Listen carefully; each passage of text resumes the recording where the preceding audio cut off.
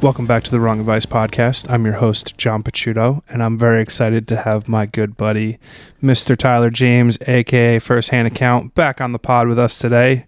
Tyler, how you doing, buddy? Pretty good. Thanks for having me, man. Really appreciate it. So happy to have you back. It's been fucking crazy, almost a year. It's like been almost a year since our very first episode. Like, geez, I don't know, almost a year ago. It's crazy. Yeah, last time we talked, I was sitting in my sister's apartment in Minnesota. Mm-hmm. I hadn't left the house in months. I was terrified of COVID. Barely, and now I live in Texas, and there's no lockdowns here at all. No one wears a mask, and my life is almost back to normal, unfortunately. That's amazing, number one. But I would love to hear about like what happened. Like, obviously, huge life change. Minnesota to Texas, like what happened? How'd you end up there? Yeah, so basically what was happening is I was a starving artist for like 7 years or so, starving artist / starving freelancer, and believed in the false promises and false dream that YouTubers sell you, that you can just ask your friends and family if they need some photos and build $100,000 a year salary overnight. Quit your day job and you'll never go back, and you'll make more money freelancing than you ever will at a job, and your life will be amazing and it'll be so much easier and you'll have so much less stresses, so much more freedom, right? And I realized, for me personally, for some people those things are true and they get lucky and everything hits at the right time, right when they quit their job, the first time they try it, and it's awesome, right? But we know that most entrepreneurs, it takes them 3 times minimum. They don't make money for a while, 5 years minimum, before they start paying themselves a salary, right? For a lot of different industries. So it doesn't go like that, right? And so I starved and tried to make it as a freelancer for like 6.5, 7 years. And I definitely still made it. And I still was able to like pay my bills, and I didn't fail. I was successful in that, but I definitely was starving at the same time and was not comfortable and was not making the amount that I wanted to. And so, yeah, at the time that we talked, I was starting to switch gears. My sister and I were living together. She was letting me live in her apartment during the pandemic, and I realized that I only had a few months left on the lease with her, and I didn't have anything lined up for after that. So I had to make a decision. Either I was going to keep couch hopping or or go live with my grandpa, or, I could try to apply for jobs and get a steady income so that I could afford, my own place and my own bills and all that kind of stuff. And so I applied to 200 jobs on LinkedIn, and in a 2-week period. And I put my location to the United States. Nice. I like that. And I searched for everything: content creator, content director, content producer, photographer, videographer, anything you can do with a camera, right? And that I had the skill sets of and the portfolio to show. I applied for any job I could find in the U.S. Obviously, if it was like, photographing lawnmowers in the middle of Nebraska, which was a listing I saw, it was for John Deere, so it would be a cool company to put on my resume. But I didn't want to move to Nebraska at all. So I did not apply for those jobs, right? So I didn't apply for every job I found. I just applied for jobs near cities that I think I would want to be in. I had never been to Houston or Texas, and so I saw some listings there and applied to them for, not thinking I was going to get any of them. And I actually got some interviews there and stuff. So that's sick, man. So what are you actually doing now as your job? Like, what are you doing? Yeah, so right now I'm a content director or creative director at a multifamily investment company in Houston called Rockstar Capital. Basically what they do is they buy and operate and sell multifamily properties in the greater Houston area, or Texas so far. We're going to branch out to other states soon, but they have over like $440 million of real estate in their portfolio. So we just hit like 4,200 units or something like that under management. We have our own management company that manages all those properties. So all the property managers, leasing agents, maintenance professionals, I can etc. guess who they are. It's Texas. It's so funny, dude, because this is literally the company that, not the actual company, but the career that I was doing before I got laid off during COVID. I was working for a real estate investment trust in New York City. We know a lot of same people. Yeah, that owned and operated about 7,500 apartments throughout the U.S. and Florida, Texas, whole nine yards. And yeah, I was their asset manager in charge of new development, and I was there. I know exactly what asset management does because I work with them on the content. I was there for 6 glorious, horrible months, and then canned. Yeah, that's funny, man. How do you like it? So I really like it personally. Like, I feel like I lucked out. I feel like I got the dream job type thing. Mm-hmm. Literally in my interview, they said, tell me a number. And I said, what do you mean tell you a number? And they were like, a number that will get you to move here tomorrow. And I was like, I don't know, man. This number, right? Like, thinking like, that's such a crazy, way. Yeah, there's no way, dude. They're going to negotiate, but there's no way. And they were like, done. So can you come tomorrow? And I was like, I'll start packing up my car today. I don't think I can pack it all up by tomorrow, but in the next 2 days, I'll start driving. And they were like, awesome. Let us know what hotels you stay at. Keep all your gas receipts and your hotel receipts, and we'll reimburse it all when you come. And yeah, so when they said that, I was like, I'm literally stupid if I don't take this opportunity, right? Sure. Even if I hate Houston, if I don't at least do this for a year or two. Houston's great. I personally love Houston. Yeah. Love Houston. Yeah. Fell in love with the city. But yeah, so that's basically what I do. I oversee all the content for them. All the photo and video is mainly what I do, but I make a lot of canvas stuff. I make some brochures. I make some I oversee it, so I outsource some stuff too. So if we need like a T-shirt, I'll find an artist and source an artist locally, send them a design idea, refine it with them, and then I'll get it get it vectorized, and then get it put on a T-shirt, get the T-shirts ordered. So it's some marketing stuff as well because I'm in the marketing department, but most of what I do is responsible for like photo and video content. Yeah, so that's awesome. They're in a unique situation because the CEO has like 200,000 Instagram followers, and he's like a Grant Cardone, Gary Vee, that type of influencer, right? Mm-hmm. So like Grant Cardone knows him and is friends with him, and like I met Grant Cardone when Grant was in Houston because he came to the office. What'd you think? Interesting guy. Grant? Yeah, very interesting guy. I mean, we all feel that way at the company too. Like, you can't deny what he's done, right? Yeah, he's super quirky. There is only one Grant Cardone. Thank God. Yeah, thank God. There's some great things about him. There's some rough things about him. Yeah. But he's, gonna be a billionaire. He has over $4 billion in real estate, and you can't deny that. Like, no, I don't think he's like a nefarious person. Yeah. I have like a super love-hate with a lot of these guys, and like I love Gary Vee, and then like 6 months from now, I'll be like really turned off by something, right? And I think Grant and Gary differ greatly in that Gary wants to see everyone be successful, and Grant wants to tell you how he became successful and why he's successful, and how if you only do what he does, you will do the same thing. And that's just like not a pragmatic way to look at life or like what you accomplished. Like, you're an accomplished individual. You were able to create generational wealth for your family. Not everyone is going to be able to do it the Grant Cardone way. And I think that's like how they differ greatly as, that entrepreneur leader space, etc. Oh yeah. Like I personally follow Gary Vee, right? Me too. I didn't personally follow Grant Cardone before I needed to for this job. Yeah, that's fair. That's really funny. So you've been at the gig for like what, 9 or 10 months or so now? 6 months. 6 months, right? Months. Okay, yeah. So it was like a little bit after we chatted. So that's pretty sick, man. I mean, I think it's super funny that there's like this sort of cyclical kind of nature of life, like of how you go through like this healing phase, and then now you're onto like this whole new, bigger, better kind of, season of your life, so to speak. We're obviously super close to a new year. What do you like have yourself looking at in terms of like career wise, and then like personal, work wise, photography wise, like how like you envision kind of your 2022 going. Yeah.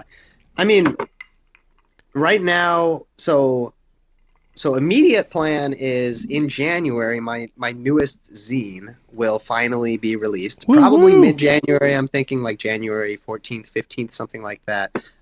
Just enough time after the holiday season where everybody's paid their bills and they have their Christmas money and they've returned their Christmas gifts and maybe they have some money back that they can use on something or so yeah, it's probably going to come out then. It's called The Growing Road, and it's about a 20-day road trip I went on where I filmed a docuseries called The Story of Art in America. I think I might have talked about it last time I was on, or I might have not. I don't remember. You might have been alluding to it. I remember you saying you had something coming, and I think that must have been it. Okay, yeah, so I, in that LinkedIn search, right, when I was applying for jobs, as I was interviewing with the company that I got hired for, I got another gig. I saw this listing for a director of photography position on an Amazon Prime docuseries called The Story of Art in America. So I applied, again, not thinking that I was going to get it, right? Sidebar, for anyone out there listening, if you're looking for a job or you're looking to get a promotion and your company won't give you a promotion, like literally apply for jobs you don't have the credentials or the skill sets or qualifications for. But if you have most of them, apply to them on LinkedIn and you never know because your personality is way more important than 3 more trainable skills. Mm-hmm. Yep, 100%. Yeah. So I agree with that greatly. Yeah. Oh, yeah. Bedside manner, you can't teach, right? If you have an amazing bedside manner, you'll get hired over anybody. Or work ethic. Or work ethic, yeah. I mean, so you got hired as a director of photography for a documentary? Yeah, so I got hired not thinking I would get it, and it was an amazing opportunity. I was like, dude, let's do it. So it started in Seattle, then we went to Everett, Washington, then we went to Great Falls, Montana, then we went to Coeur d'Alene, Idaho, then we went to Sheridan, Wyoming, and Casper, Wyoming, interviewing a bunch of different artists. I interviewed over 60 artists. So I set up and tore down lights and cameras and flags and everything for 60 interviews in a row, which was amazing practice. And by the end, I literally was making stuff where I was like, this looks better than the Netflix documentary interview that I just saw. Like, that's sick, man. Like I definitely got really good at just setting up like 2 camera, like talking head interviews. That's sick. But yeah, we met 60 artists from all different walks of life, all different ages. Met a bunch of Native American artists. I was allowed to go onto the Coeur d'Alene like tribes land. So wow. we were allowed like private access to like special permission to talk to a bunch of like elders in the tribe and go into the tribe and saw teepees and like I held an eagle feather, which was like insane because like you're not supposed to do that, but they let me do that, which is cool. They didn't give me an eagle feather because that's for sure no. Yeah. But yeah, so it was an amazing experience. And how long were you doing that? 20 days straight. So I went on that for 20 days. I came back to Minnesota. I was in Minnesota for 2 days or 3 days, packed up my entire car, and then left to Texas. Wow. Yeah. Wow. That's crazy, man. Yeah. Talk about like a wildly like unsettled year of your life. Like, holy shit. Dude. I mean, that's crazy. But like, I love it. I thrive in the uncomfort. Like, I'm happiest when everything is going wrong and everything is like changed, right? Like my environment, the people I have to interact with every day, like where I'm sleeping, like all these comforts just all of a sudden get ripped away from you and become different. And especially on the docuseries, it was like every like week or every 3 days we were like in a new location, new hotel, new so that's when I'm like in that chaos, that's when I'm calm. Yeah, when I'm most busy, when I have like the least amount of time to like think about things is when I'm like most effective as a human being. Like give me like no time to prep, no ability to think, and I'm going to crush it. But if I've got like weeks or months to plan something, I'm like, gonna fuck it up. Can't do it. You know, Yeah, imposter I'm still syndrome. not gonna do anything till it happens. Yeah. And when it happens, I'll figure it out while it's going, which is what I always do. 100%. That's crazy, man.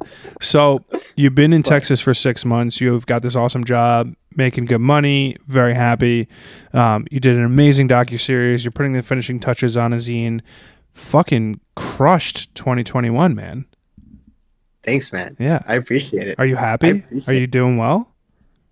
I am very happy now. I am doing very well now, but it's very conflicting for sure, because I look at 2021 and what I accomplished, and I'm super proud.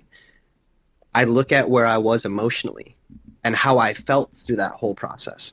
And there were definitely times of happiness and calm. Don't get me wrong. I'm not trying to spin some web that I was depressed that whole year or anything like that. But there was a lot of pain, right? Mm-hmm. Now I'm at a point in my life where I don't have as much pain, right? I'm comfortable, which scares me. I have a really comfortable salary.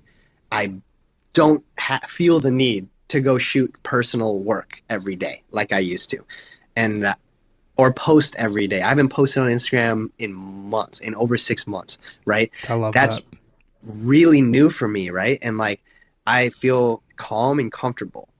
But now I look at the work I'm producing, and now I look at what I'm accomplishing when it comes to my personal development as an artist, as a cinematographer, as a documentary filmmaker, as a photographer, right? Like, and I look at those areas, and I've basically not done anything.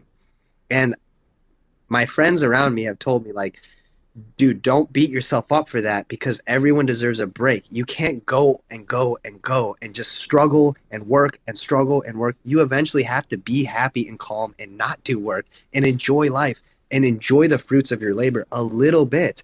Then you can go back to doing that. Once pain hits again, you know it's time and you're about to grind again, right? Dude, and I love so that. I'm like trying my best to convince myself of that and not beat myself up for not, because I'm not used to not hurting all the time. I'm not used to having mental clarity and having control over my mental illnesses and not having the stress of wondering where my next paycheck is going to come and if I can make that next bill payment, or like, not having that stress is amazing. But at the same time, it's like, did I need that stress? Did that stress make my work better? It did, right? Like, and some people say, like, you know, I always said that to my friends when they like went through trauma and they're an artist. I'm like, bro, you know, though, like, I know you're crying and hurting right now, and like, you lost your dog or whatever, like, and I would be crushed, but you know, you're about to create some crazy level artwork. Like, this is going to be insane for your art, dude. I know. And while they're crying, they smile and chuckle because they know that to be true as well. Dude, it's funny. You touched on like some super important things that I think are wildly important, like the duality of like life can be going really well and also you can be in pain, and life can be going really poorly and you can also be like super happy and comfortable. Like, you know, your work-life balance doesn't have to always be in sync for you to feel that way, right? Like, work could be going really good and you could be miserable. Work could be really bad and you could be happy. And I'm also like super happy that you haven't posted on Instagram in a while. I was talking to Jason Roman. I don't know if you know Stock Easy on Instagram. So he was on the podcast a couple weeks ago or months ago. I don't even know when it was now. And he said something that was like super important for me as a photographer. He was like, dude, he's like, I'm a photographer. He's like, I know I've got a lot of Instagram followers. He's like, but if I stop posting on Instagram or Instagram disappears tomorrow, like, I'm still doing the job, right? Like, I'm still taking photos. I'm still producing work. I'm still doing my job. And for a while, I was extremely, extremely guilty of chasing more followers, more interactions, more praise, more digital love that has absolutely no bearing on the things that I produce. I got so caught up in how many likes something got or how well received or ill received something was that I didn't even stop for a second to realize, fuck, I'm doing the thing that I want to be doing. Like, I'm doing it. And but everyone gets wrapped up into that, the emotions of social media, right? Yeah. It's engineered for that dopamine and serotonin. I know. Unfortunately true. Yeah. So, But dude, you just not 100% your fault. Yeah, you just touched upon so many amazing things that like I like fully feel to my core are just like so imperative to like living a healthy life. Like I have had like a wildly like I had a podcast that I did by myself the other day. It's like happy but discontent, right? So like I wake up every morning, I'm extremely happy and blessed to be the person and the human being that I am, living the life that I'm living. Yeah. But I'm not doing enough, right? Like I'm not working enough, I'm not shooting enough, I'm not blah blah. Yes. It's happy but discontent. And then I had to like realize like that's like pretty much life, right? It's like there's going to be very few instances in the entire rest of my life where I'm going to both be happy and content. Like being able to marry a positive work environment life and a positive life environment at the same time is not easy. It's not common. You're going to get good stretches and bad stretches. And it's never consistent. It's never consistent. And I think for me, because I've had such a weird year and a half of life, like understanding that I can be both happy and not content where I'm at has been such a relief for me. Definitely. And I'm curious because, you haven't, worked, done personal work in a while. Like you said, you don't feel the need to go out anymore. So explain to me like how this like super, super consistent life from a work perspective is now, I would say it's almost loosening you up to be more productive as a personal work person. But like, talk to me about kind of like how your, work-life balance and work from personal work is kind of working with each other. Say work again, John. Yeah, man. Like, it's honestly been hard to manage, and that's another reason why I've kind of not posted on Instagram as much as I'd like to. Like I didn't take a 6-month break because I wanted to, right? Like it's more like I don't want to get back into it because I don't feel I can be consistent if I went back, right? And if I just post once every 3 months or 6 months, like that's okay too. But if I really wanted to go back to it and post, like if I'm gonna post, I want to go full in and like go back to being consistent, maybe a few times a week, or and try to start building the following again, or doing whatever I was doing before. But it's been hard to manage, like to balance the work life, balance because this new job is like extremely demanding, and I love that because I'm so busy all the time. But like today I filmed something for 2 hours this morning, and then I was editing that thing to get delivered like an hour or two after that. Then I loaded my car up with computers and printers and scanners, brought them to a new property we're acquiring to replace all the hardware that they had with new stuff that we're buying. So I set up 2 computers, a scanner, like I set up all the email accounts, I made the backgrounds, like the corporate background, like. And those things sound very simple, but they add up when it's setting up a TV and getting it connected to the coaxial cable. And it just adds up, right? Mm-hmm. Getting the printer set up, getting the printer connected to the Wi-Fi, getting the printer drivers added on both computers, right?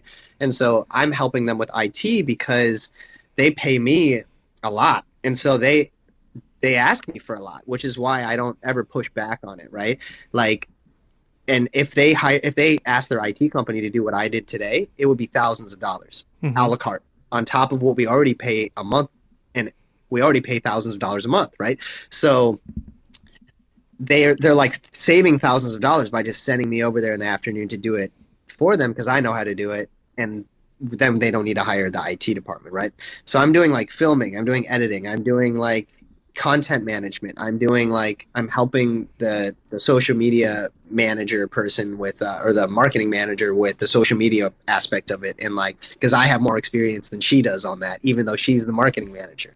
And so I'm having to do so many different things, which I love because I never know what I'm going to do next. Like I might have to make a new backdrop for like the podcast studio that we put on these Samsung TVs. And then the next thing I might have to do is like a graphic. Then I might have to shoot a video with someone. Then I might have to go to an event and shoot photos.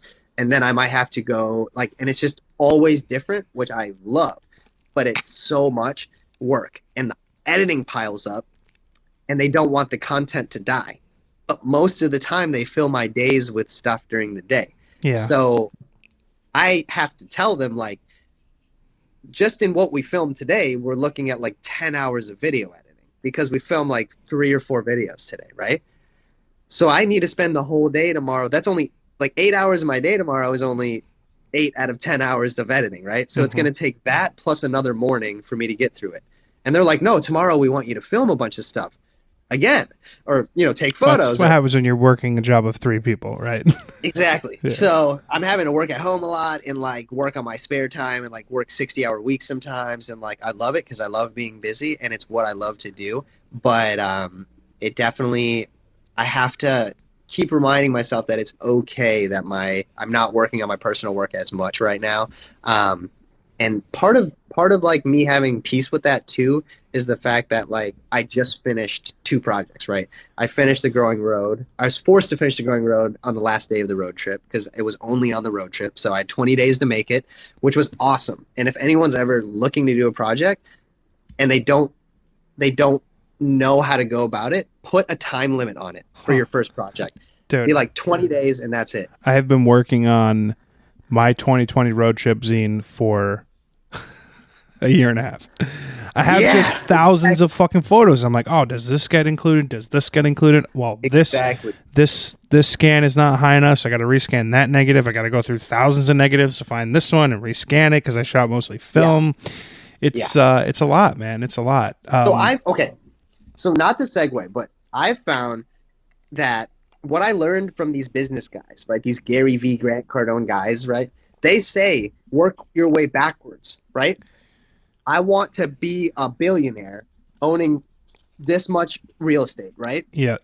Start there and then work your way back, right? So there's a really... I did that. Sorry to interrupt you. There's a really good book that I read earlier this year. I'm pretty sure the title is Start at the Ending, which is the premise of exactly what you're saying. It's basically like, okay, I want to be John Mayer's tour photographer. How do I get there? And then you start where you want to end and work your way back. And because if you know where you're going, you know what you have to do in between to get to the place that you want to be.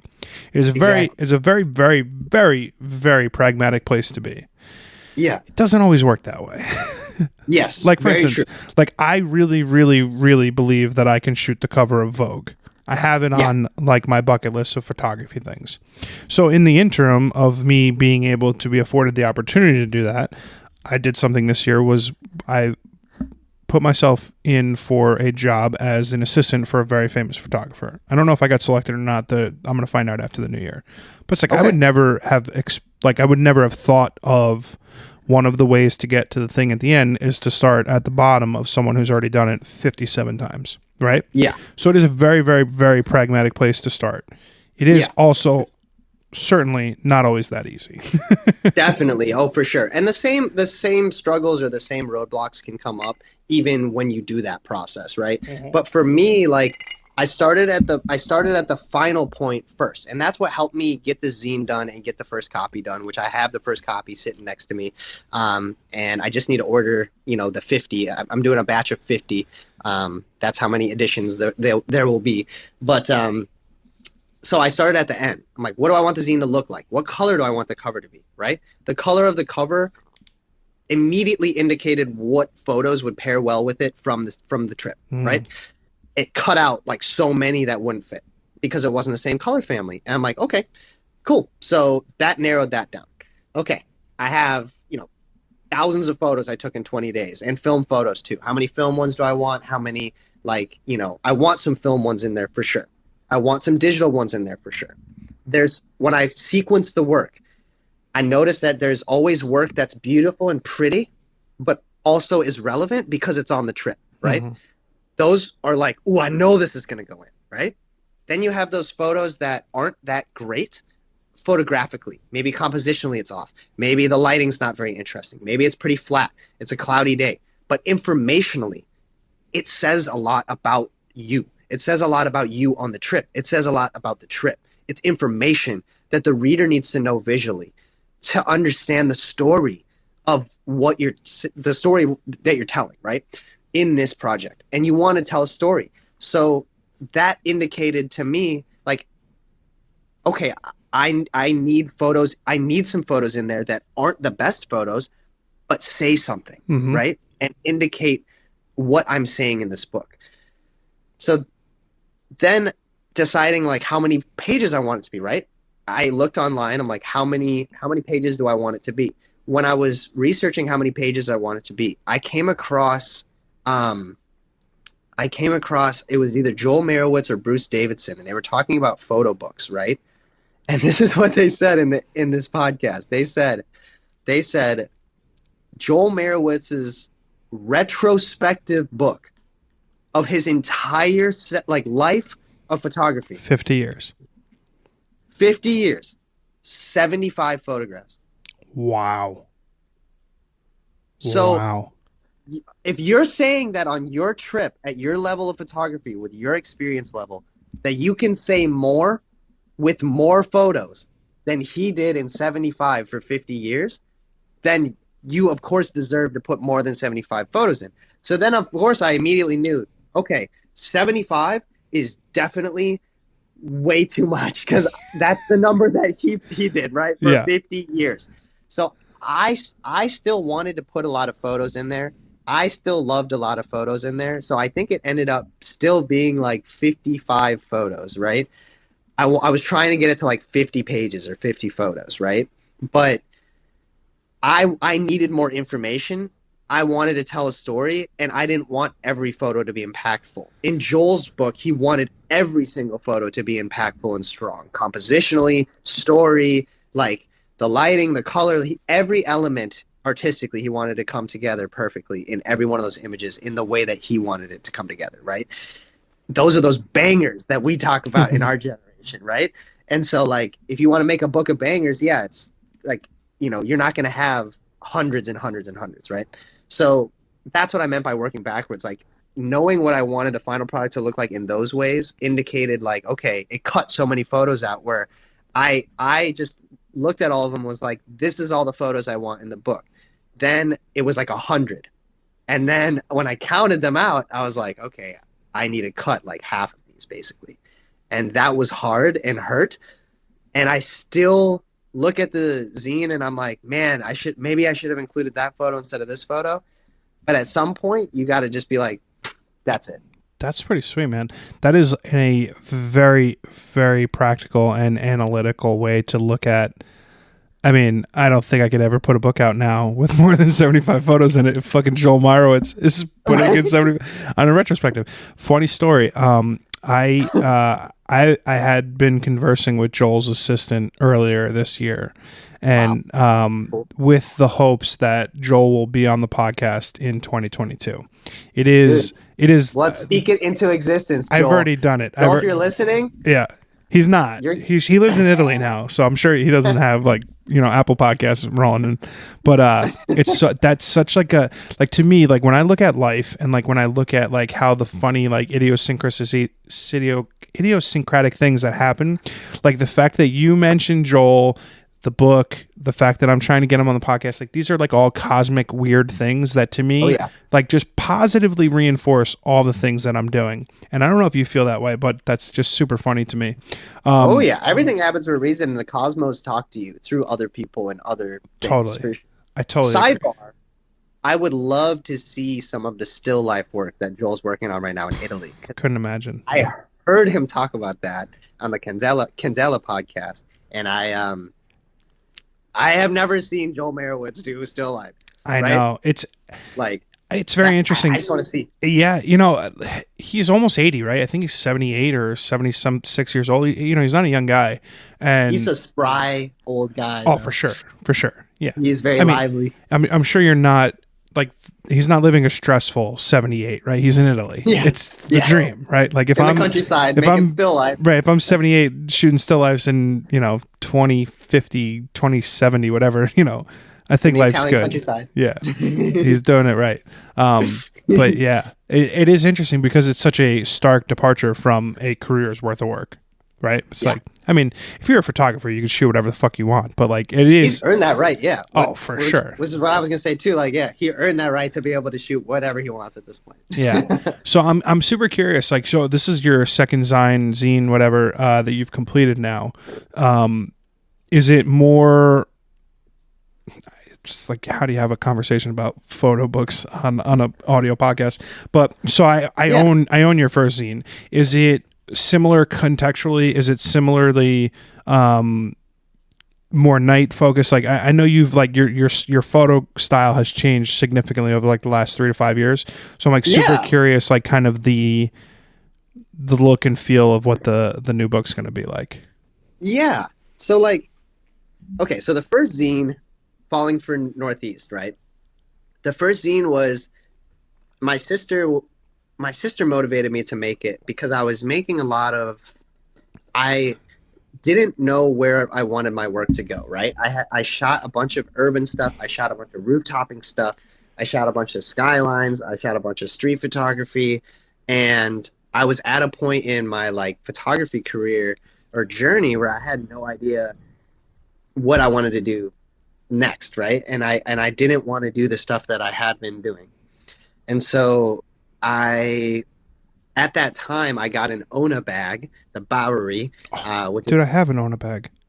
No way. Yeah, I have a little Ona Bowery, the two compartment one. I've got the Ona Tufts, Ona Tukes, the New York. You got the bigger one. I got the huge one. That's so funny. Dude, that's so weird. I had the tiny one. Yeah. I had the tiny So I just brought my Leica Q everywhere. I didn't bring it everywhere for a while because, it cost me so much and I saved up for it and I bought it brand new and I did baby it for a while, for a year or two, I still brought it out in the snow, but I wouldn't bring it everywhere, right? Then I got the Ona bag and I was like, I'm bringing this everywhere with me. And so I started to go back to my roots, right? And so what I tell beginners a lot that are starting out in photography that are like, I have no idea where I want to go, what I want to do, what genre I want to be in, right? I'm like, dude, if you look at something 2 times, try to make a cool photo of it. That's interesting. That's what I tell them. Anything. Anything, right? Not if you look at like a menu item on a menu and you look at it twice because it looks super yummy and you're like, oh, I might get that. But like if you're walking around and you look at something twice, right? Something in your subconscious found it interesting enough to physically look at it again, to turn your head, to pay attention to it again, to have your brain focus on it, to analyze the situation visually and to read the situation, absorb it, right? Like 2 times. There's something there, right? So try your best to make a great photo of it, a good photo of it, a cool photo of it, right? Come away with something you like and that you cherish and that you're proud of from that moment or scene, right? Whatever it is. And that's what I started doing. I just started bringing my camera around everywhere and taking photos of anything that I saw. And me and my sister were going on walks a bunch through this beautiful neighborhood in Minneapolis, in Northeast Minneapolis, which is the oldest neighborhood in the entire state, right? The first neighborhood. Very historic houses and just beautiful. So I just walked around and took photos of the beautiful houses during the fall. I was showing those photos to my sister and she was like, these are incredible. And I was like, what? I was making photos with no judgment, with no preconceived notion, with no like inspiration. I just did that. If I looked at it twice, I tried to make a strong photo of it. Mm-hmm. And obviously I'm influenced by everything I've seen, by being a photographer 7 years, like by being a fine art photographer, by going to art school. Like I'm very influenced by everything I've seen and been shaped by. So that's never going to not influence me. But I tried my best to not let it influence me and just try to make a photo that I liked, that was me, that wasn't affected by, oh, this looks like this photographer, or this will be strong, this will get a lot of likes because of this reason or that reason, right? If I looked at it twice, I try to make a strong photo of it. She inspired me to make that zine, and I put it out not thinking anything of it, and it went very successfully, and it was humbling for me, and it gave me a lot of confidence in my own artwork. And I was like, wow, maybe I don't need to replicate people to get likes or attention or to create strong artwork. Maybe I do have it in me. Like I'm just someone who can look at something and create something from my brain without trying to replicate something or be influenced by something else, and just try to create something interesting from my own perspective, and it will be cool and interesting. And so that was like a proof of concept for me for that. And so ever since that zine, that's what I've been doing. I haven't been judging myself. I've been taking photos of anything. Sometimes I'll be with my homies and like we'll be at a restaurant and we'll be walking into a restaurant, and there'll be like two like news booths, like old news stands that are like all broken up and not filled with newspapers anymore because no one reads newspapers anymore. So, and I'll try to make an interesting photo of it because I looked at it twice, and they're like, "Why are you taking a photo of that, dude?" And I'm like, "I don't know. I don't really know. I don't know if anything will come from this, right? But I don't even know if that photo will actually be strong or if I'll even like it 5 minutes from now." But that's what I've been doing. And so the Growing Road zine was the same thing, where like I just wanted to take photos without any judgment in whatever emotional state I was in, and just try to like make photos in the moment, right?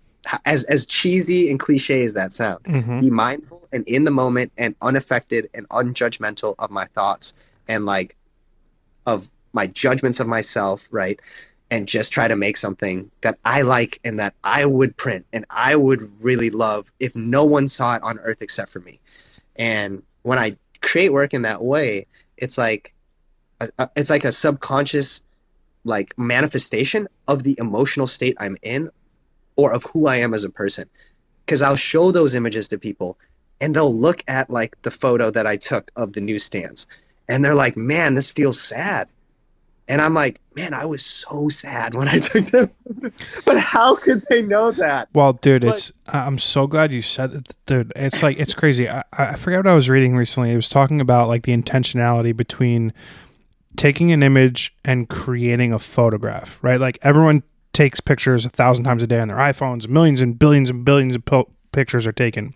But like you as a photographer, you as a creative human being are like imparting part of like your essence into these images because of the intentionality that you put behind creating these images.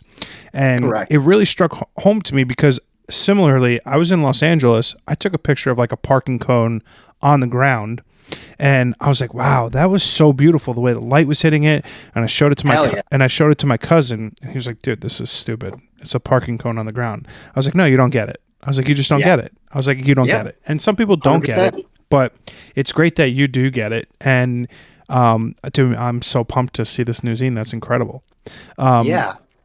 So it's funny because I think the way like our work-life balance and like creative life balance like matures over time, you make like sacrifices, right? So like I have given myself like a 2-year runway over the course of the last 2 years to do nothing but chase the stream of photography. At some point, John's going to have to get a big boy job and like pay rent, right? Like I've given myself enough time to do nothing except create. And like you have to make these like practical decisions in life to like pay bills, to buy groceries. It's funny because like for the longest time, like I've always felt like on the cusp of taking that next step. And you almost feel like, well, if I go get the 9 to 5, I'll never take the next step. Yeah. And I think conversely, you've almost done the opposite. You've managed to take the 9 to 5, which is way more than 9 to 5. You're working 60 plus hours a week and still managed to be wildly productive in a personal perspective. So I look at that as like how expectations match up to realities in life. Like the expectation of being a famous content creator is probably not realistic for every person. So like somewhere your expectations and your realities meet. So as we're like on the verge of moving into like a new year and like new lives for ourselves, where are your expectations and where do you think that your realities are going to meet them? Yeah. I mean, I think it's like a big reason why I took this job is because I realized that, you know, you were saying earlier that like you were really concerned about followers and likes, etc., right? And you realize it doesn't matter in the grand scheme of things, and it doesn't. And if your goal is to be an artist or to make money as an artist, and to anyone listening as well, like you literally don't like need to have an Instagram or a following at all, right? There are many other routes, right?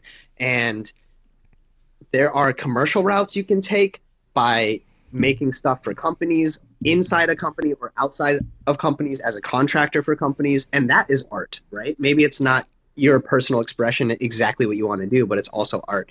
But the other side of it too is like what I've realized is I'd much rather have capital, liquid capital, than have Instagram followers, right? Because oh, why? Because you can't buy a gallon of milk with 20,000 Instagram followers. well, for sure, you can't. You definitely can't pay. You can't pay your rent and engagement, right? I can't be like, oh, my rent's 1,000. Like, I got 1,000 likes. Can I just, can that just cancel it out, please? But that's great. Yeah, so that's a big part of it. But also, like, in the grand scheme of art, right? Like, I want to be an artist. I don't want to be an Instagram photographer. I don't want to be a YouTuber. I don't want to be an Instagram influencer or a social media influencer. That's not my dream, right? And I literally just want to create art for a living. That's all I want to do. I want to make enough, or make what I'm making right now, just making artwork and having the time and the space and the freedom to be able to travel whenever I want, to do whatever I want, and shape myself as an artist, and 100% focus on developing myself as an artist without developing anything else in terms of like another career while I do it, right? So I realized that, like, that it's such a, like, everyone has their own path and journey, and what's right for one person isn't what is right for everyone, right? It's so individual. And for some people, like yourself, needs to quit the job to have that freedom, to give it a shot, to feel like you have the capacity to give that dream a real shot and feel like you gave it the justice it deserves, so that if you don't make it in that, or you decide to go a different direction eventually, you gave it your all, though, right? And so that's extremely important. It's the old adage of, like, if you shoot for the moon and miss, you're still, like, amongst the stars. That's so gay. So it's so cheesy, but true.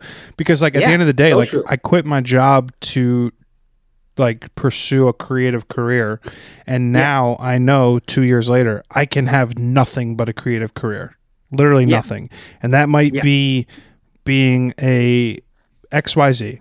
That is left to be seen what I do between the hours of 9 to 5. But, like, I know that I'm not going to go sit in an office in a cubicle and, punch a clock for 8 hours a day, 40 hours a week. And it's been the most rewarding, like, growth and, like, understanding of who I want to be. And I was having a conversation with a very, very young 23, 24-year-old friend of mine recently, and they were like, I'm super lost. Like, I don't know what I want to do. And, like, I spent all this time and money in college, and, like, I just feel so, like, adrift in life. And I'm like, dude, I'm fucking 12 years older than you, and I feel the same way. Like, do you think this is something that's going to change? No. Like, that's fucking life. Like, they're like, if people who you think have it figured out don't. No. People who you think have the world's greatest lives are secretly battling demons. Like, it's not all the highlight reel that we see on social media. That's not what life is. Life is figuring out your path and your purpose and following it. And you're not going to know that at 20. You might not know that at 50, but you will eventually find that path and purpose, and then it's up to you to, like, follow it. Yeah, definitely. Yeah, for sure. But yeah, like, for me, like, on the other side of the coin, right? Like, for me, I realized that, like, I gave it a real shot too, right? I gave it like 6 or 7 years to freelance and to start a video production company, or like a production company basically that did photos and videos and social media management and stuff. And I gave that a real shot, and I was doing that for 6 or 7 years. And I realized, like, I didn't want to do that. Like, it wasn't, I figured out exactly what it would have taken to get to where I wanted to go in doing those things, right? By myself, running my own company. And I realized that if I wanted to grow it to the point that I wanted to make the salary I wanted to make eventually, I would eventually be like an operator, and I would have a successful company, and I'd be setting it up for acquisition, because that'd be the smartest thing to do, right? And so I didn't want to do that freelance, like life, or like start my own business life type thing. And I realized that having the liquid capital is more important for me, because, sorry, this was so long-winded. It's not. Why you don't need an Instagram following to be an artist is because to approach galleries with work that you've created does not require an Instagram account, right? And if you approach curators at galleries, and you submit your work to group shows and to group exhibitions and to competitions and things like that. And you have a real job, so you can buy paint if you want to be a painter, and you can buy canvases, and you can buy oil paint, which is expensive as shit. And like film, you can buy cameras, lenses, lenses, right? SD cards. You can buy all the things necessary so that you can reach your full potential in that thing that you really want to do, right? And give that a real shot. And I realized that for the fine art stuff, by being a broke, starving artist, I'm doing myself a disservice, especially when I have offers for good salaries where I could take that money, print some master frame 24 by 36s of my work, print 11 of them, put a show together, approach a gallery, and be like, hey, I have 24 by 36, like 11 24 by 36 framed prints, super, super, super high quality, like what's it called?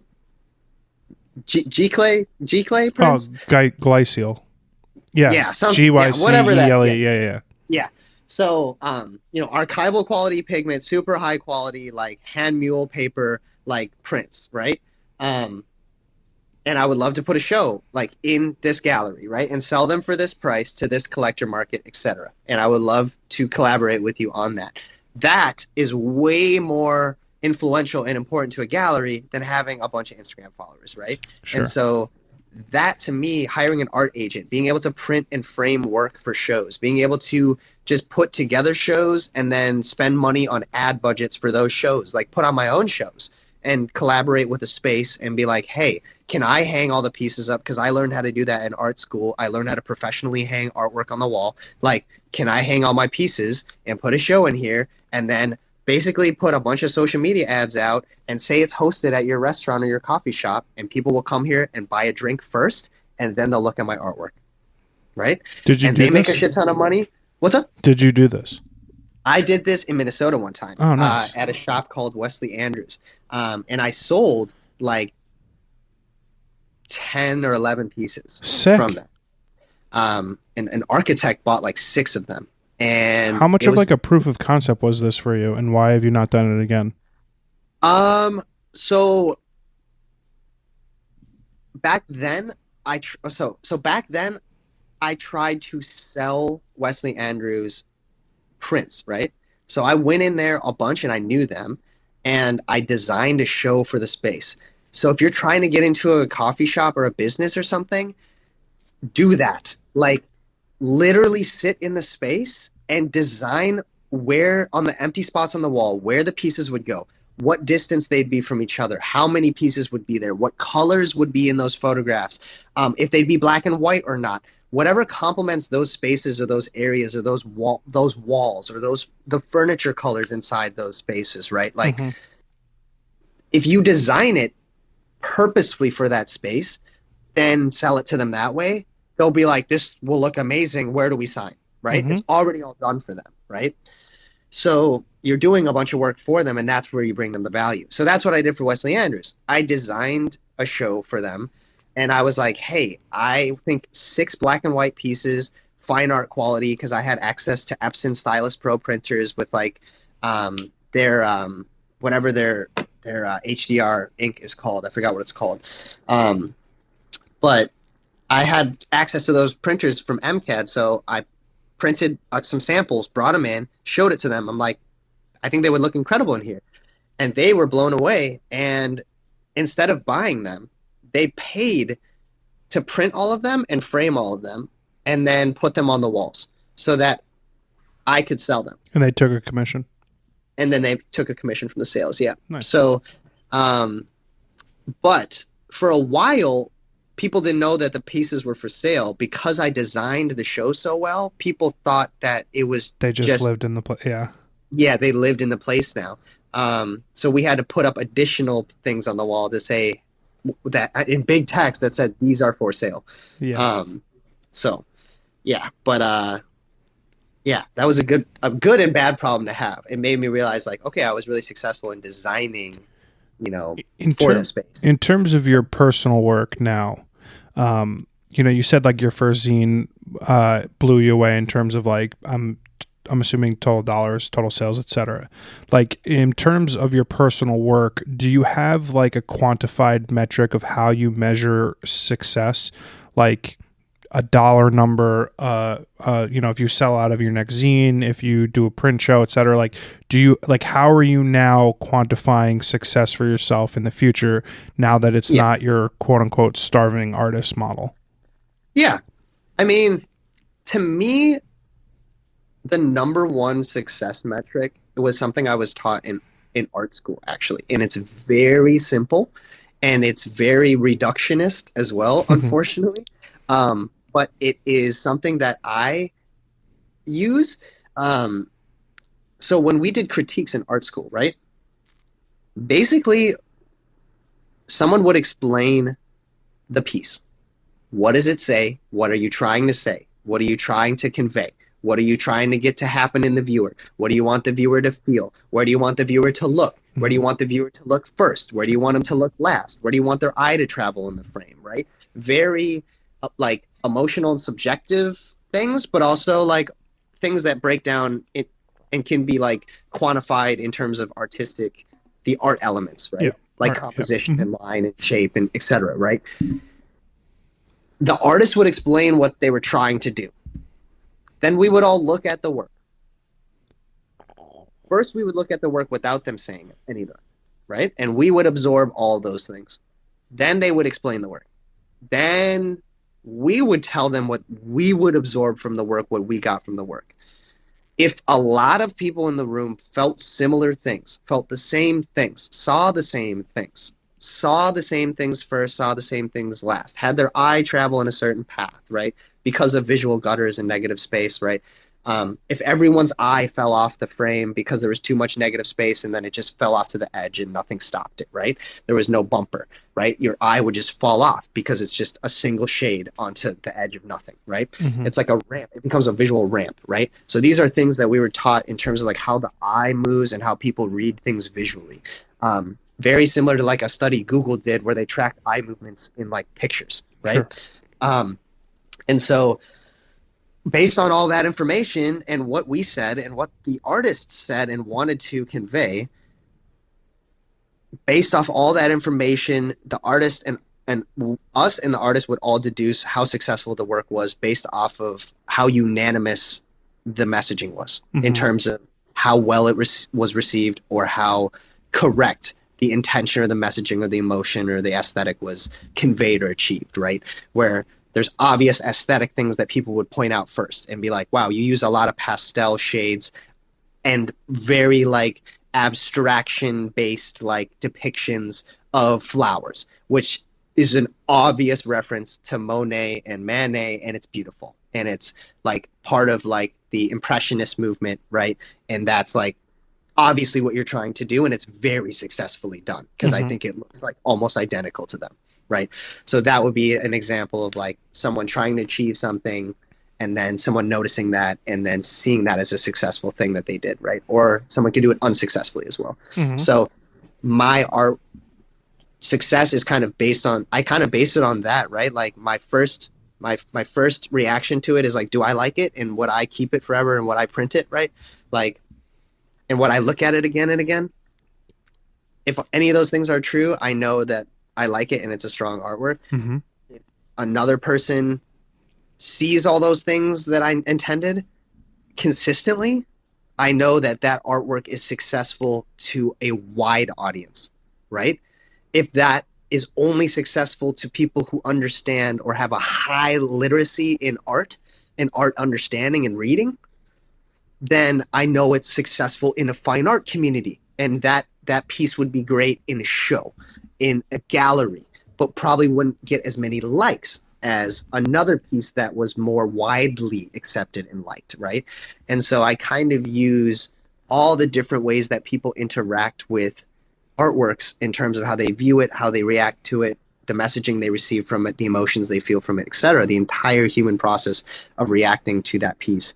And I use that consistency among what I want people to feel and what like they actually feel as like kind of like the metric, if that makes any sense. It's kind of like subjective. I was just say to me that it is a highly analytical place to like view one's work and one's like success metric.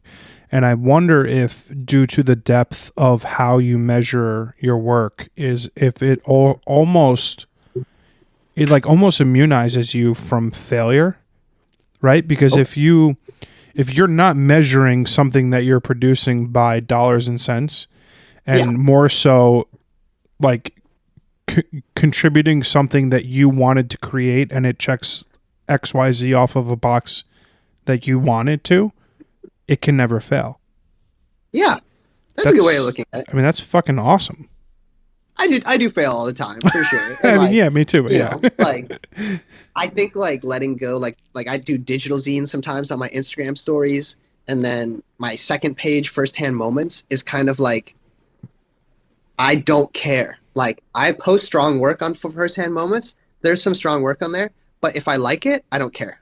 I don't care who likes it. Yeah, I stopped. I mean, I'm guilty of like craving attention, follows, likes. Like, I'm guilty of that.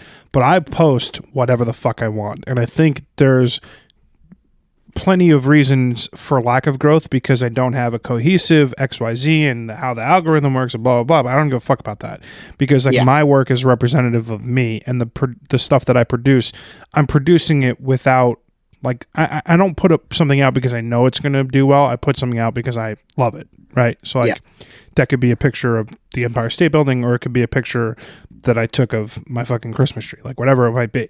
It's like completely regardless of what the context of the image is, it's because I love it. It does something to me. I mean, and the most beautiful part about that process, right? That Stephen Shore, Martin Parr way of creating work, right? The ethereal subconscious, like whatever you find interesting, you just take a photo of it because fuck it and fuck whatever anyone thinks about it. The beauty of it is that photographs themselves, stamp themselves in time no matter what, just based off of what is in the frame, right?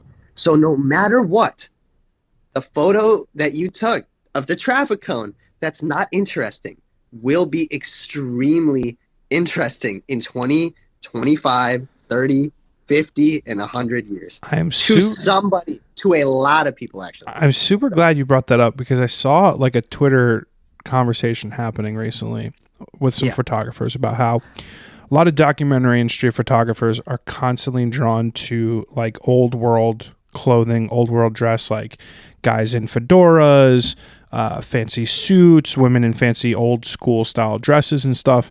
And there's something about that look and feel, that nostalgic look and feel about documenting life that street and documentary photographers are drawn to. And the question posed by this person was, are photographers who do street documentary doing a disservice to the history of our generation? Because 100%. We are isn't that interesting? I thought that was 100%. So interesting. Yeah, dude, I literally brought this up like 3 months ago with my Houston homies, and we were walking around, and same thing happened. Some dude popped out with like some fancy cowboy hat, and they all just ran up to him because he looked timeless, right? White t-shirt, like blue jeans, cowboy boots, and a cowboy hat, like straight out of Texas, right? And he could have been anyone from whatever Levi's made jeans all the way till now, right? Especially if it was in black and white. But I was like, man, like you guys got to take more photos of just people living life modernly, right? Like imagine in 100, like I told them all, like the methodology that we use right now to consume media on the go will not be the future. No way. I keep telling people that. I've been telling people that for years.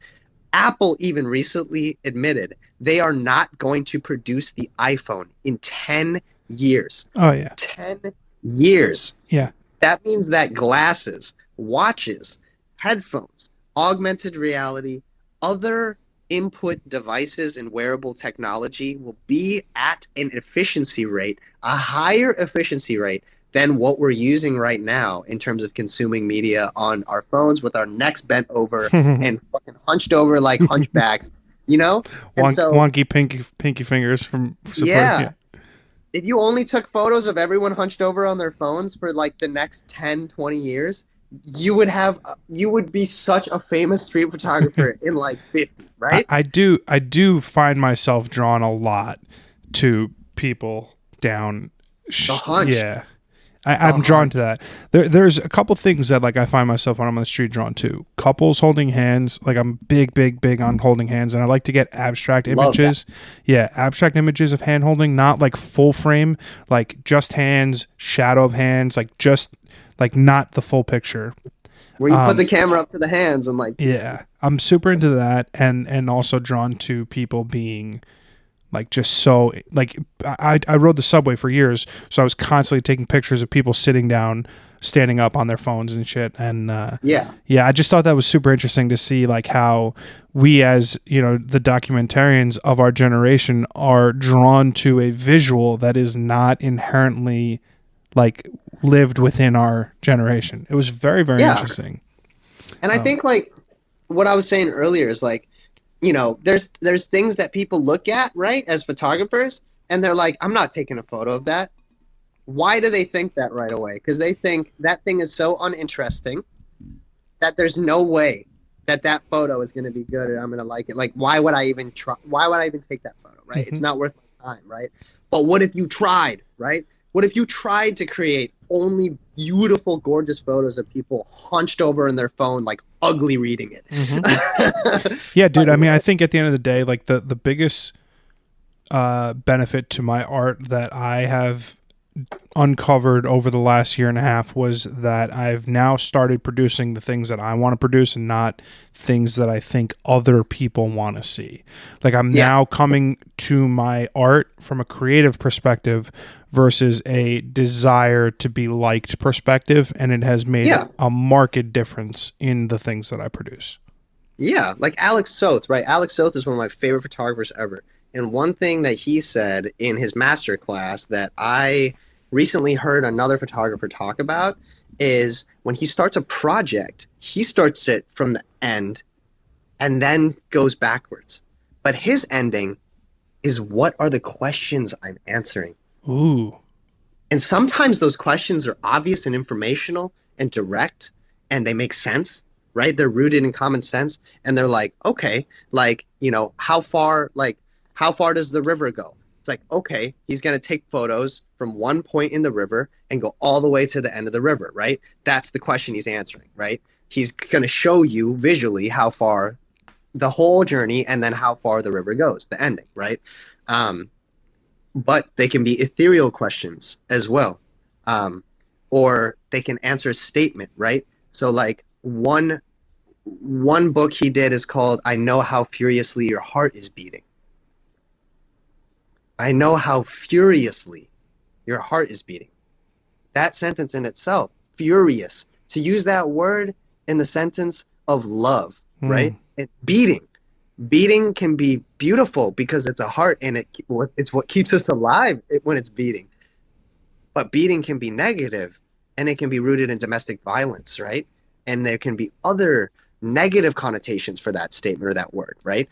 And so in that book, it's filled with these rough-looking couples from random places scattered all over the United States. He used the Diane Arbus methodology of throwing the dart on the map and then just going to wherever it landed in the United States and trying to find an interesting couple and take a photograph of them with his large format camera. And man, do you feel crazy things in that work just looking at these people? Like, and you feel just like their relationship, and maybe you're misjudging them based off of their physical appearance and assuming aspects of their relationship based off of tendencies or stereotypes you have of people that fit that physical criteria or that fashion criteria, right? But like, it's that juxtaposition, that thought process, even wondering that, you're asking yourself and trying to answer so many questions in your own brain looking at photographs of couples. And he's intentionally making you do that process because that's the entire intention of the project, right? That is so heavy and beautiful in so many ways. And it just makes me feel like, how do you get to that place as like an artist? Like I feel so woefully insufficient to get to my personal place that I can like have that much to say. Like I know inherently in myself I have the breath and the ability to say these things. But because my life is not like centered around like whatever he was going through to come up with this concept and this Let me put this out there though. This is the craziest part about Alex Soth. Alex Soth breaks my thing that I said earlier, that you need to struggle and go through pain to be a great artist and make great art. Alex Soth comes from Minnesota. He had awesome childhood. He had great high school friends. He had great family. He had great parents. He didn't really necessarily feel to him. He said this, that he hasn't really felt like he's gone through anything really that traumatic or crazy, right? Like everyone has childhood trauma. Everyone has shit they deal with. Everyone has personal issues, self-esteem issues, right? Insecurities. These are all human emotions that every human feels on the entire earth, right? But he's human, right? But he never felt like he was that like broken artist and that's what gave him this ability, right? Yeah. And so what he kind of revealed to me is, and that's kind of why he seeks out this kind of work, and he puts himself in such crazy, uncomfortable situations that not many people would, right? Not many people would travel the entire Mississippi River and just walk up to houses and knock on doors and ask to take a photo of somebody with a large format camera, right? He did that, Sleeping by the Mississippi. That's what that project is. Insane. Same with this, like, I know how furiously your heart is beating. Like, to throw a dart on the map, go there, stay there, find a hotel, walk around all the local spots and just try to find somebody, a couple, right? That feels like this project, right? It's just like an insane process. But sorry, I don't know what I was saying right before that. My bad. I totally lost my train of thought. You were talking about, like, I was talking about how I could get to that place as like a creative. And okay, yeah. So what he kind of revealed is like, you don't have to be there to. You don't have to be that. You don't have to have something inside of you. You can find it elsewhere, right? If you're not that interesting, if you haven't gone through that much stuff, if you don't feel that way about yourself, right? Like I'm some crazy artist that's struggled and gone through crazy shit and done all these drugs and I'm that way, right? But like if you're not that way, you can seek that out. And the thing that made me grow the most and the thing that made me wise and like mentally strong and well-rounded and interesting wasn't just all the stuff I went through. It was all the people I met along the way. I've had so many random conversations with people. I've been in so many different situations, thousands and thousands of people I've met in my life, like, and put myself in those situations, right? Alex Soth, when he talked about that project and when he talks about like just knocking on a stranger's door and meeting them, that will change you. You will be surprised how much that will make you think and make you think differently and make you think more. And what Alec kind of explained is like really creating intentionality in your projects is a lot about self-development and finding yourself and who you are.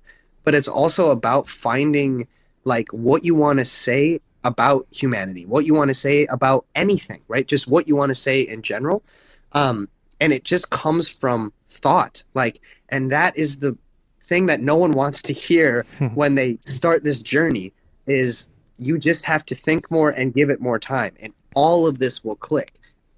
You will have, if you spend enough time thinking about it, John, because of your level of intelligence, you will reach that level of thought of anyone that you look up to that thinks that way about their projects, right? Yeah. Like, you just have to learn and think and learn and think and learn and think about that process. I completely agree with you. I know, like in terms of like the inherent growth that I have experienced over the last year, 2 years of COVID, just like life in general, like the emotional intelligence that I have created for myself over the course of the last 2 years has built a place for me to like be a much more empathetic human being to other people's like experiences in life.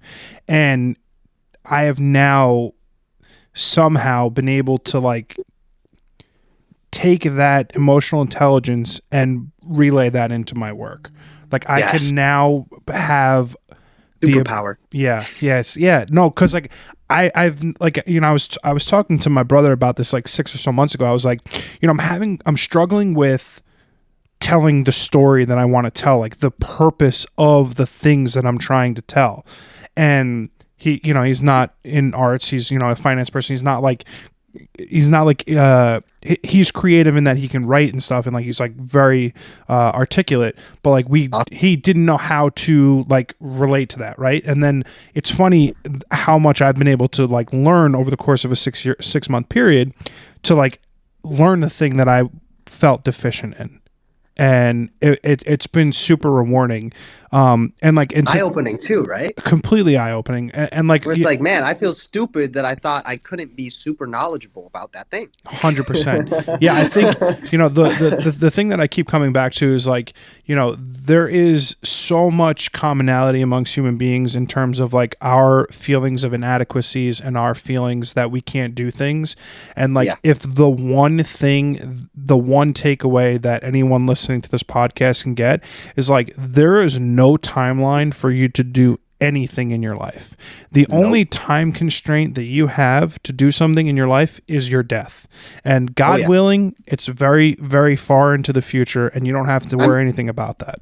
I'm 29 years old, and this is my first corporate job.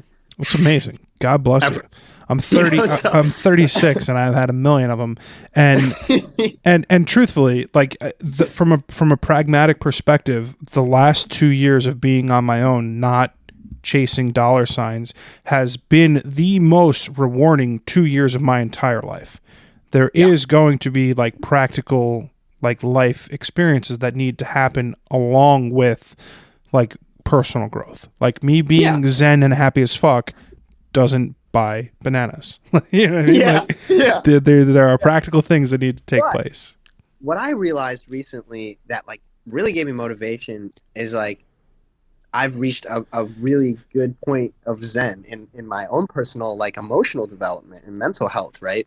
And like I've been going to therapy and working on self-help books and like conquering my mental illnesses one by one.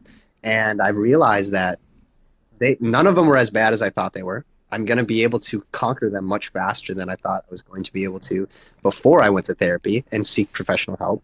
And what I realize now is like when I think about starting a new crazy huge idea or project, I don't have that pit in my stomach feeling anymore that I might fail or I might not do it justice or I might not reach its full potential because of my depression, because of my anxiety, because of my BPD, because of, I'm like, no, I had that in check.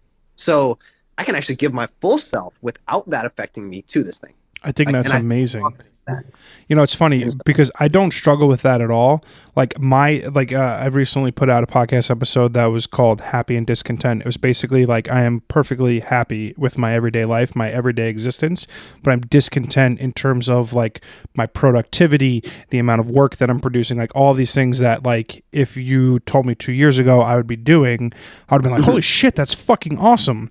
And I think there is always going to be that line of like, I'm not good enough, or I am definitely good enough. It's just not happening at the speed that I want.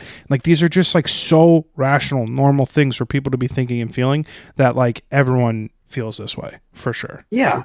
And like the other thing is like researching the timelines of these other people too can be hurtful, but it can also be super helpful because you find a lot of artists that are like, oh wow, he didn't really even have a first group show. He didn't even get into a group show till like 15 years into creating fine art photography, right? Mm-hmm. And you're like, okay, cool. Well, so then let me give it 15 years of really hard work.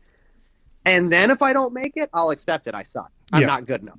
It's never going to happen for me. It's funny. I don't feel that way at all. It's funny because like I could never be in a quote unquote famous gallery. I could never be shooting like something that's prestigious. I could never do those things, and I will always feel comfortable and confident in what I've done.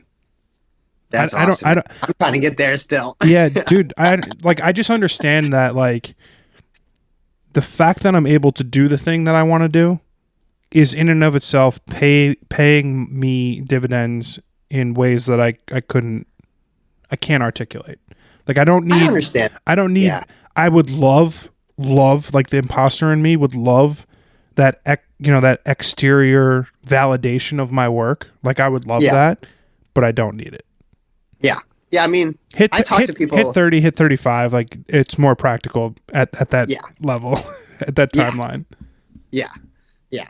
I mean, I talk to people like all the time about what I do. And like, even people within my company are like, man, he has the cool job. He has the coolest job, man. Like, you got the dream gig. Like, you play with toys all day and shoot. And I'm like, yeah, pretty much. And like, I don't really have a 9 to 5 necessarily, because I'm constantly shooting something. Like, when I'm shooting, I don't necessarily feel like I'm sitting in a cubicle working. No, I'm just like doing what I like to do, Mm-hmm.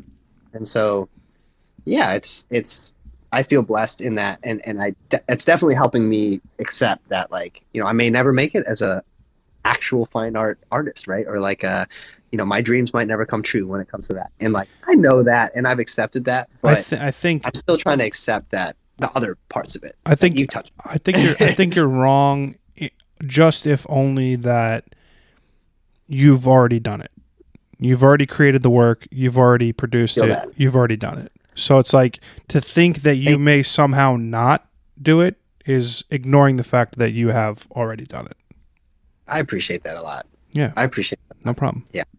I seek stupid validation. So we're all looking for it somewhere, man. This is the life of a creative. Right. Dude, I am so immensely thankful that we were able to link up again. And a year later, I'm so absolutely proud and astonished at all the things that you've accomplished in the last year. And like, I'm super glad that you're my friend, and I'm super, super, super into all of the growth that you've experienced over the last year. And I'm so excited to see what the future holds. And I'm just wishing you the happiest and the healthiest and the most amazing 2022 that you can ask for. Really appreciate it, John. I always love coming on here. I was on here a little bit longer this time, I think. But so if you made it this far in, props to your attention span, because it's not normal and it's way above the average. So, but yeah, I wish you the best, John. It's always a pleasure talking to you, and I'm honored to have you as a friend and to call you my friend, and to have another emotionally intelligent, hyper intelligent individual to talk to is honestly an honor, and it's something that I love to fill my life with. So I thank you for being a part of that, of my life, basically. Dude, thank you so much, man. I really appreciate it. Have a great night. Take care. Be well. You too, man.